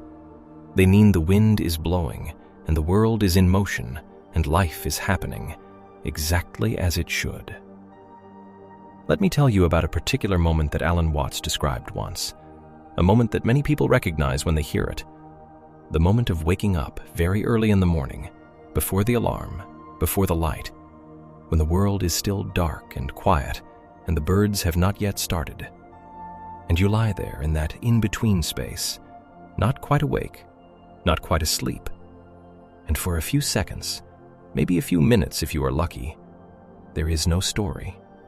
There is just awareness, just the sense of being, without content, without agenda, without the weight of being a particular person with a particular life. And then, gradually, the story comes back. The sense of who you are assembles itself. The concerns of the day begin to form on the horizon of consciousness. The self returns, and you remember, oh yes, I am this person. I have these things to do, these things to worry about. And the spell is broken. The wide open awareness contracts back into the particular person. But for those few seconds, before the story returned, what were you? Who were you? You were aware. You were present.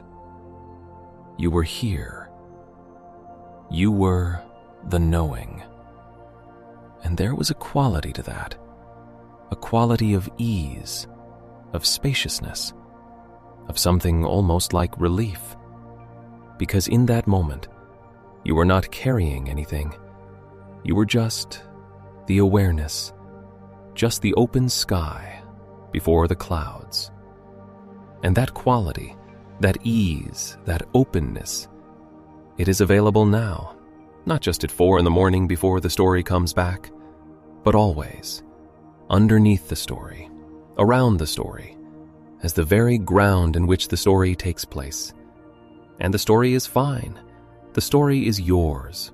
The story is how you navigate the world and make meaning and connect with others. But you are not only the story. You are also the sky. You are also the awareness. You are also the open ground. And tonight, you can rest in that. There is a concept in Buddhism called sunyata, which is sometimes translated as emptiness. But this is a misleading translation, because emptiness in English suggests blankness, absence, nothing there.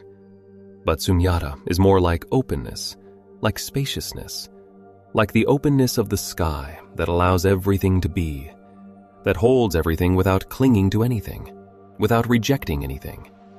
The sky does not say, "I will hold this cloud but not that one. I will let this blue remain but refuse this gray." It simply holds everything equally, openly, with what you might call infinite hospitality. And that is the nature of awareness, of the awareness that you are.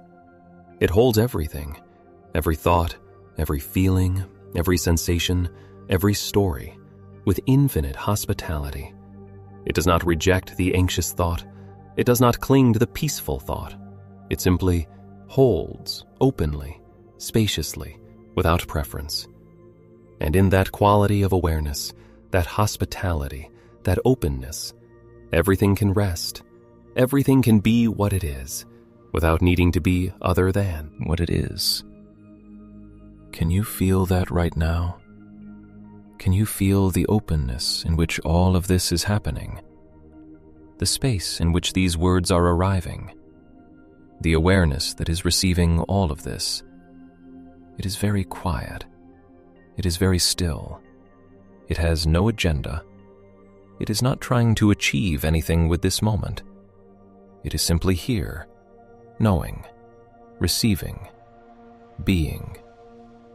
And it has been here all day, through all the busyness and the noise and the demands and the decisions and the conversations and the worries. It was here through all of that, quiet underneath, patient, present, the silent witness of the whole show. And now, as the show quiets down, as the stage empties and the lights dim and the audience begins to drift away, the witness remains, the awareness remains, the open sky remains, and it is very, very peaceful. You know, there is a reason that we are drawn to certain landscapes and certain times of day. The ocean at dusk, the mountains in early morning, the forest in rain, the desert under stars. And I think that reason, though we rarely articulate it this way, is that these places and times remind us of something. They create conditions in which the ordinary narrative self falls quiet, where something quieter and more fundamental can be felt, where we are, briefly, relieved of the burden of being a person with a story, and we become simply a human animal, standing in the presence of something vast and beautiful and utterly indifferent to our concerns. And that indifference is not cold, it is not hostile, it is liberating. It is the freedom of being small in the presence of something very large. The freedom of being one tiny wave in the ocean, one small thought in the vast space of awareness, one momentary pattern in the endless creative flow of the universe. The stars are out tonight. Even if you cannot see them through the ceiling, they are there. Millions of them, billions, each one a sun, each one perhaps surrounded by planets. Perhaps some of those planets are home to something like life. Perhaps some of that life is lying in its equivalent of a bed right now, looking at its equivalent of a ceiling, and thinking its equivalent of thoughts, and wondering its equivalent of what you are wondering. And in the face of that, in the face of the sheer scale and strangeness and abundance of the universe, your thoughts, while important to you, are also very small. And that smallness, that beautiful, appropriate smallness, is not something to feel bad about. It is something to feel relieved about. Because if your thoughts are very small, then your problems are also very small. Not in the sense that they are not real, they are real, but in the sense that they are not cosmic emergencies. They are human moments, temporary and specific and bounded, and the awareness in which they arise is vast and open and free. Alan Watts used to love the paradox of attention, the way that trying very hard to pay attention to something often causes you to miss it, and the way that a certain quality of relaxed, soft, wide attention allows you to see far more, hear far more, be far more present to what is actually here than the tight, focused, effortful kind of attention. And this is true of sleep as well. The tight, focused, effortful trying to sleep, the desperate monitoring of consciousness. Am I asleep yet? Why am I not asleep yet? I should be asleep by now. That tightness, that monitoring, that is the very thing that keeps the door closed. Whereas a soft, wide, relaxed, non-demanding attention, an openness to whatever is here, including the thoughts, including the wakefulness, including everything. That openness is the door itself, and you do not need to push it open. You only need to stop leaning against it. Stop leaning against the door of sleep. Stop pushing against wakefulness as if it were an enemy. Let whatever is here be here. Let the thoughts be thoughts. Let the awareness be aware. Let the body be heavy and soft and warm. Let the breath be the breath. Let the room be dark and quiet. Let everything be exactly as it is, without resistance, without agenda, without the need for it to be otherwise. And in that allowing, in that complete and utter non-resistance to what is, something will happen. Something will shift. The river will carry you. The sky will open. The ground will welcome you home. And sleep, gentle and deep and restorative sleep, will come, not because you forced it, but because you made room for it, because you got out of the way. There is a quality of attention that ancient traditions sometimes call presence, or mindfulness, or awareness. And it is very simple. It is the simplest thing in the world, so simple that it is almost impossible to talk about without making it sound more complicated than it is. It is simply being here. Being present to what is, without adding the extra layer of commentary and judgment and interpretation and wanting things to be different. Just this, just the sound of the night, just the rhythm of the breath, just the weight of the body, just the darkness behind the eyes, just the aliveness of being here. And if a thought arises in the middle of all this, just thisness, that's fine. Just this thought.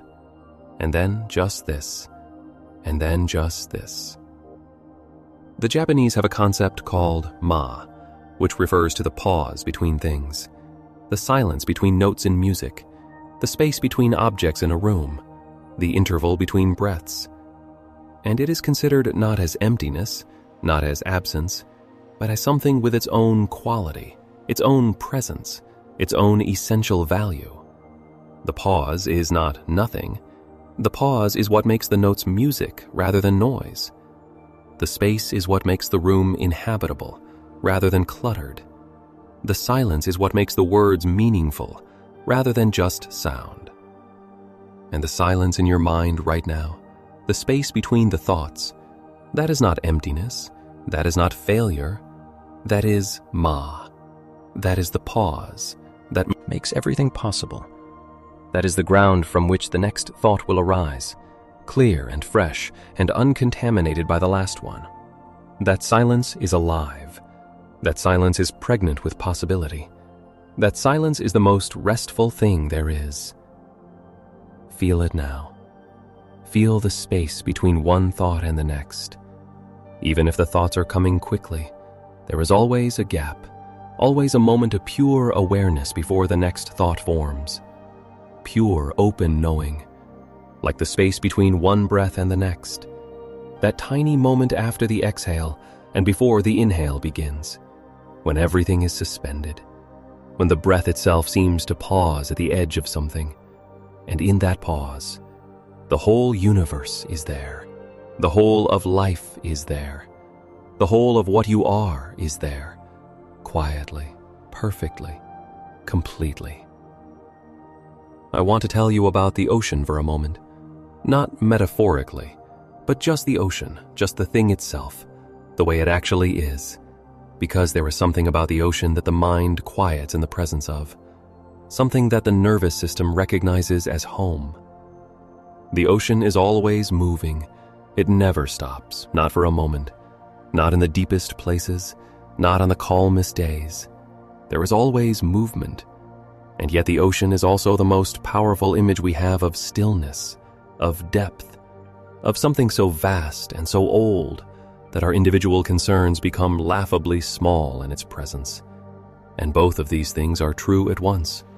The constant movement and the absolute depth, the surface turmoil and the abyssal calm. And there is no contradiction in that. The same body of water contains both. You are like the ocean. Your surface, your thoughts, your emotions, your daily concerns. These are always in motion, always changing, always churning and settling and churning again. And that is fine. That is what surfaces do. But the depth of you, the awareness, the ground of being, the simple fact that you exist and know that you exist, that is as still and as deep as any ocean floor, untouched by the waves, undisturbed by the storms, simply there, simply being. And you can rest there tonight. You can let the surface do what it does and rest in the depth. Very few people ever discover this depth in themselves, not because it is hidden, not because it is rare or reserved for special people or spiritual adepts, but because the surface is so interesting, so demanding, so full of sensation and story and urgency that it consumes all the attention. And the depth just waits, patiently, as it has always waited, as it will always wait, ready to receive you whenever you are ready to stop chasing the waves and simply sink gently, peacefully, down into the quiet. And tonight you are ready. Tonight the waves are losing their urgency. Tonight the surface is beginning to still, and the depth is right there, right here, as close as your own heartbeat, as close as your own breath, as close as the simple fact that you are aware of anything at all. Alan Watts had a remarkable ability to make the ordinary feel extraordinary, to look at the most mundane aspects of existence and reveal in them something that would take your breath away if you really paid attention. He would talk about the miracle of perception, the way the eye is just a hole in the skin through which the brain looks at itself, the way sound is just the eardrum vibrating and the brain making it music, the way the whole of reality as we experience it is this astonishing interior light show that the nervous system creates from the raw data of sensation. And he would say, if this is not miraculous, if this extraordinary fact of consciousness, of there being something it is like to be you, of there being an inside to this experience, if that is not the most amazing thing you have ever encountered, then you have not looked closely enough. You have not stopped long enough to actually notice what is happening here, in this body, in this awareness. Right now, what is happening right now is extraordinary. What is happening right now is that the universe is experiencing itself through these eyes, through this awareness, through this particular arrangement of atoms and cells and thoughts and feelings that you call yourself. And every other conscious being on this planet is the universe doing the same thing from a different vantage point.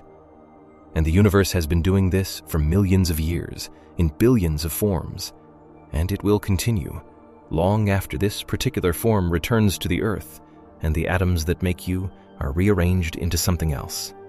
A tree, a flower, a mountain, rain. And in the face of that endless creative flow, your thoughts tonight, while real, while yours, while mattering in their way, are also just one moment in that flow, one ripple in that vast river, temporary and beautiful and passing, just like everything else, just like the stars, just like the seasons, just like you, temporary and beautiful and passing, and part of something so much larger than the story you are telling about yourself. Let the story be smaller tonight. Let it be just a story. Let the thoughts be just thoughts. Let the worries be just worries, small and temporary and human and passing. And let the awareness be what it is, vast and open and quietly extraordinary, the sky in which all of this is happening, the ocean of which these waves are made. And breathe. Just breathe. Let the breath be simple and natural and enough, in and out, slow and steady, the body doing what the body knows how to do, the universe moving through you in this most intimate way, the air that was somewhere else a moment ago, now inside you, now part of you, and in a moment will be somewhere else again, moving through the world, through the trees, through other lungs, through the vast circulation of the planet's atmosphere. And you are part of that. You are breathing the same air that has been breathed by everyone who has ever lived, by Socrates and Shakespeare and Einstein and your grandmother and the child you were 30 years ago. The same molecules of air moving through time, through life, through all of it. This interconnection, this radical interconnection of everything with everything, was something that Alan Watts never tired of exploring.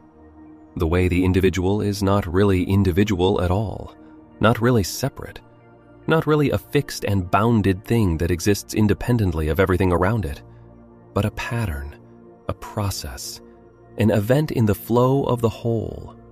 The way a whirlpool is a pattern in the river, real enough to have a location and a shape and a kind of continuity, but not a separate thing. Not an object that could be removed from the river and still be a whirlpool. It is the river doing something, the river being a whirlpool. And you are the universe doing something, the universe being a you. And if you are the universe being a you, then the question of how to control your thoughts becomes very different. Because who is controlling whom? The universe thinking about itself? Consciousness contemplating consciousness? Awareness aware of awareness? And it is all one thing. There is no separation. There is no outsider trying to get in. There is only this flow, this awareness, this moment, this breath. And this is where everything begins to slow down. Because when the sense of being a separate self fighting against its own mind begins to dissolve, even slightly, even just around the edges, something relaxes. Something releases the tension it has been holding without knowing it. And the river flows a little more easily. And the thoughts drift a little more gently. And the space between them opens a little wider. And the silence becomes more palpable, more present, more real. I want to guide you through something very simple right now. And by simple, I mean extremely simple, almost absurdly simple, the kind of simple that the mind might try to complicate, because the mind is not entirely comfortable with simple. But I want to invite you to try anyway. Right now, without moving, without changing anything, just notice that you are here, not as a concept, not as a thought about being here, but as the bare fact of it, the simple, undeniable reality that there is awareness happening, there is knowing happening, there is being happening, right here, right now. You don't need to do anything with that noticing. You don't need to hold it or develop it or make sure it continues. Just for a moment, let the knowing know that it is knowing. Let the awareness be aware of the awareness, and see what that is like. See if there is anything troubling in that. See if there is anything urgent. See if the silence of that simple knowing contains any problems that need to be solved right now. What you will likely find is that the knowing itself is perfectly quiet, perfectly at ease, perfectly okay. That the awareness in which all the worrying and planning and reviewing has been happening is untouched by any of it. That the sky has not been damaged by the storms. That the ocean floor is still. That the ground is still ground. And that you, the real you, the awareness, was never in any danger at all. And from this ground, from this quiet knowing, everything else can be held with a lighter hand. The thoughts, the feelings, the concerns, the plans, all of it can be held the way the sky holds the clouds, openly, spaciously, without grasping and without pushing away. And in that holding, that open and spacious holding, the thoughts begin to lose their urgency. The concerns begin to soften. The grip of the thinking mind begins to release. Not because you forced it to, but because it has found its ground, because it has remembered what it is, a movement in something much larger and much quieter than itself. The night is doing its work. The darkness is doing its work. The quiet is doing its work. Your body is doing its work. And awareness, the awareness that you are, is simply here, holding all of it, witnessing all of it, completely undisturbed, completely at peace, ready to carry you into the dream, ready to let the small self dissolve for a few hours into the larger life, ready to let the worrying mind rest and the deeper intelligence of the organism do its restorative work. And tomorrow is not here yet. Tomorrow is a story. Tomorrow is a thought arising in tonight's awareness. And it can wait. It will wait. Because tomorrow has no existence outside of thought. And right now, tonight, in this moment, the only thing that exists is this breath, this body, this awareness, this now. Alan Watts sometimes described the experience of deep meditation as being like the moment just before sleep, that hypnagogic edge where the boundaries of self become porous, where the rigid edges of the personality soften, where the narrative of who you are loosens its grip, and the underlying awareness is briefly and beautifully more visible, more available. And he would say that this was not a special or unusual state, not something achieved by years of spiritual practice, but something available to every human being every single night. Because every night you fall into something like samadhi, into that undifferentiated awareness that the mystics describe as the ground of being. And you do it automatically, effortlessly, naturally, because it is what you are. Sleep is a gift you give to yourself every night, the gift of dissolution, the gift of returning to the source, the gift of letting the personal story pause for a few hours, while the deeper self, the universal awareness, does the quiet work of renewal. And every morning you arise from that renewal, slightly changed, slightly refreshed, slightly more ready for the next chapter of the story. Because the story has rested, because the dreamer has briefly returned to the dreamless ground. There is a line from the Upanishads, those ancient Indian philosophical texts that Alan Watts loved deeply, that says, "In deep sleep, the self rests in itself." And it is describing exactly this. The way that in deep sleep the individual self with all its worries and plans and identities rests in its own essential nature, in the pure awareness that underlies all experience, and that this resting is not a loss, it is a return, a recognition, a homecoming.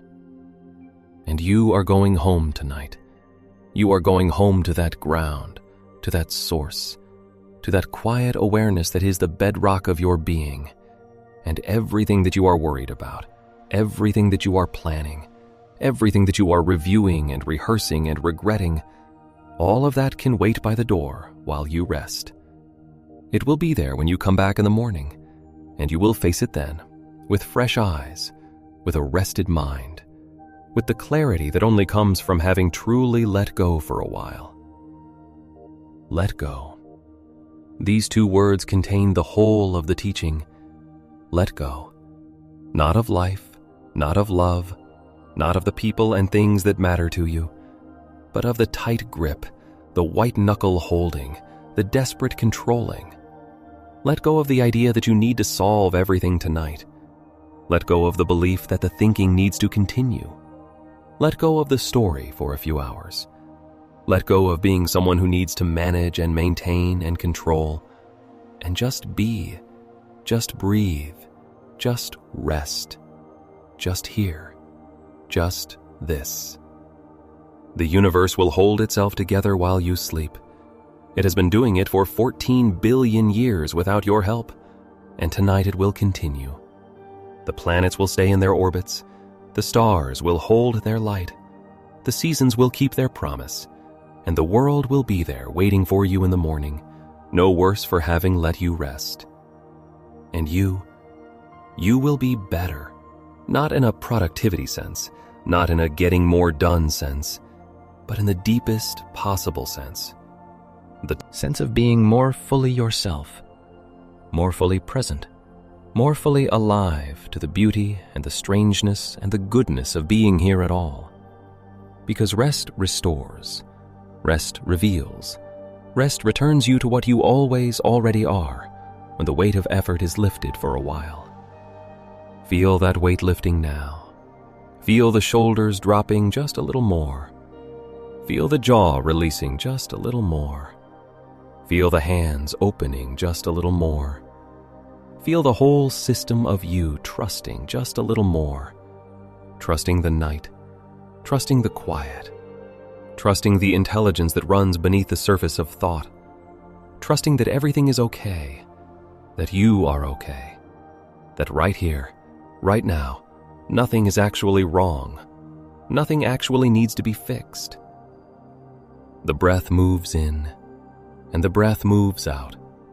And between the in and the out, there is a moment, just a moment, of perfect balance, of the body in equilibrium, neither reaching for air nor releasing it, just there, just balanced, just complete. And that moment, that small, perfect moment, is enough. It is more than enough. It contains everything you need to know about how to be at peace, not grasping, not pushing away, just being with what is, in the middle, in the balance, in the perfectly poised moment between. Very few people ever notice this, the perfection of the present moment. Not because the present moment contains no difficulties or no pain, but because it contains only what is actually here, only what is actually real, only what is actually happening. And what is actually happening right now is breath, and heartbeat, and darkness, and quiet, and the miracle of awareness, and a body being held by the earth, and a mind slowly, slowly becoming still. This is the teaching that Alan Watts offered again and again in 100 different forms.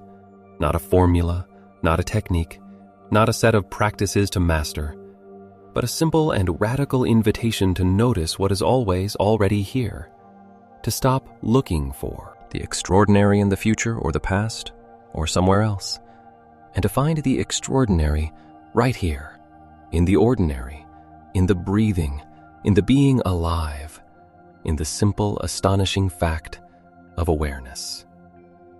You are aware. You know that you are aware. And the thing that knows that you are aware, that is the deepest and quietest and most fundamental thing about you. More fundamental than your name, more fundamental than your history, more fundamental than your personality or your beliefs or your fears or your hopes.